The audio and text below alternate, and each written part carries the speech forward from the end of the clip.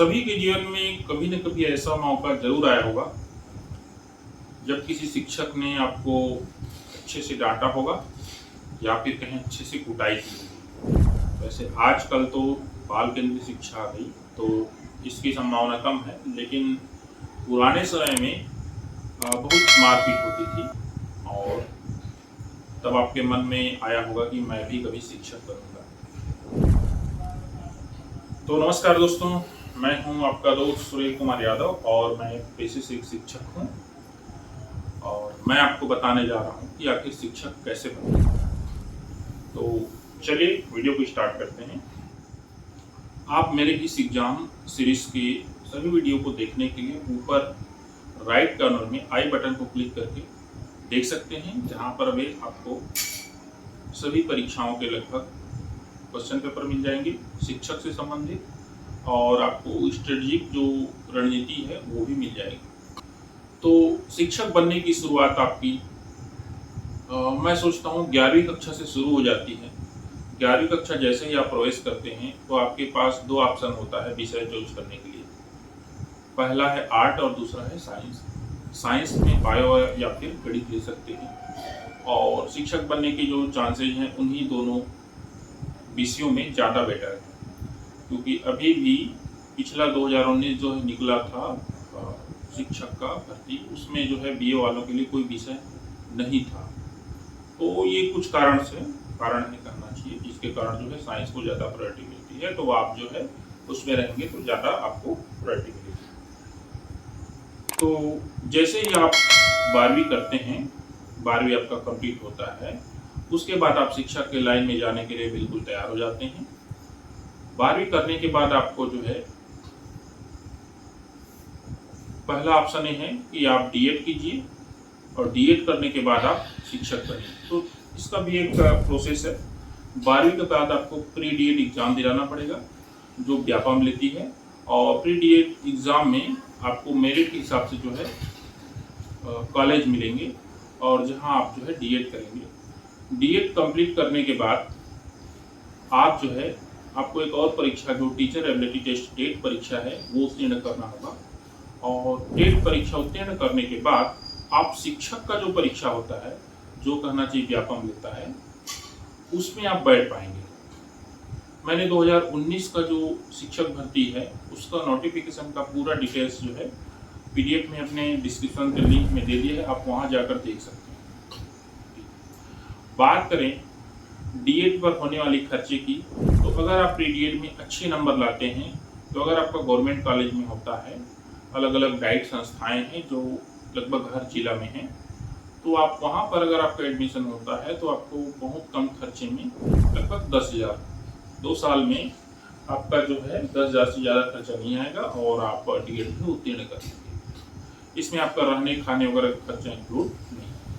By वे अगर आपका rank कम आता है और अगर आप कोई प्राइवेट कॉलेज चूज करते हैं तो प्राइवेट कॉलेज में आपका लगभग मोटी मोटा जनरल तरीके से ले ली जाए तो 19-20 हज़ार रुपये आपका सालाना फीस है। उसके बाद और बहुत सारे जो उनके फीस लगते हैं, तो ले लीजिए 60 से 70 हज़ार रुपये आपका जो है 2 साल का खर्चा बैठ जाएगा। अब दूसरा चलते हैं।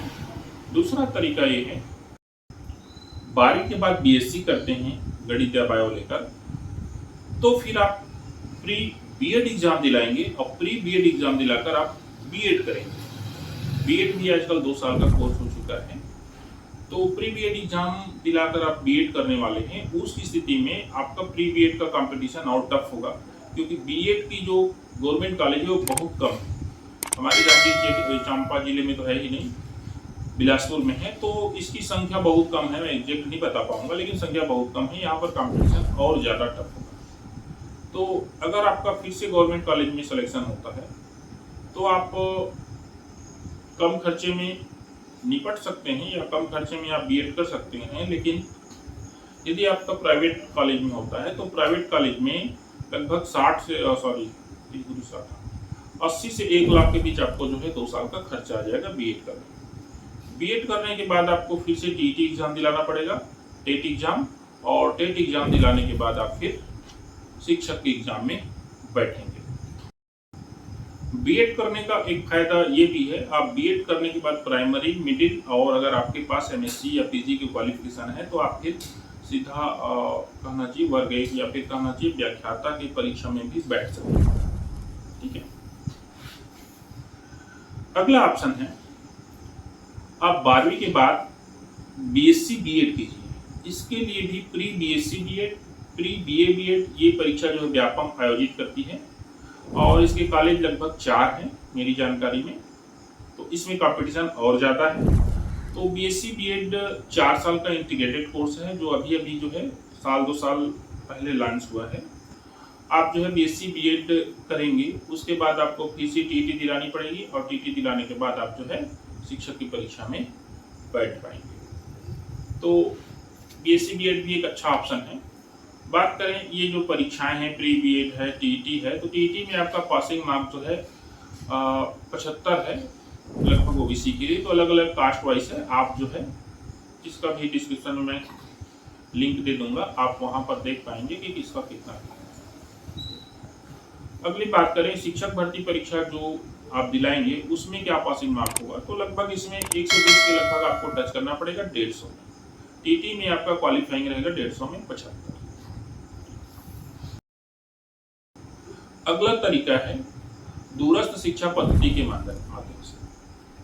तो इस प्रोसेस में आपको क्या करना पड़ेगा, 12वीं के बाद आप किसी प्राइवेट स्कूल में भर्ती हो जाइए या फिर ऑलरेडी आप किसी प्राइवेट स्कूल में पढ़ा रहे हैं तो वहाँ पर आपका 2 साल का जो अनुभव लिखित में मिलना चाहिए आपको, और उस अनुभव के थ्रू आप जो है सुंदरलाल शर्मा ओपन यूनिवर्सिटी और इग्नू ये दोनों में एडमिशन ले सकते हैं।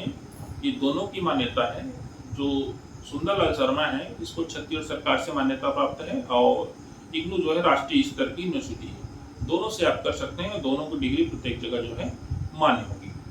तो 12वीं के बाद आप किसी प्राइवेट स्कूल में पढ़ रहे हैं तो वहाँ 2 साल का अनुभव चाहिए। उसके बाद आपको जो है सेम ऐसे ही प्री बीएड या प्री डीएड एग्जाम आपको दिलाना पड़ेगा जो कि जो है सुंदरलाल शर्मा ओपन यूनिवर्सिटी लेती है, और उसके बाद जो है आप इग्नू या फिर सुंदरलाल शर्मा में प्री डीएड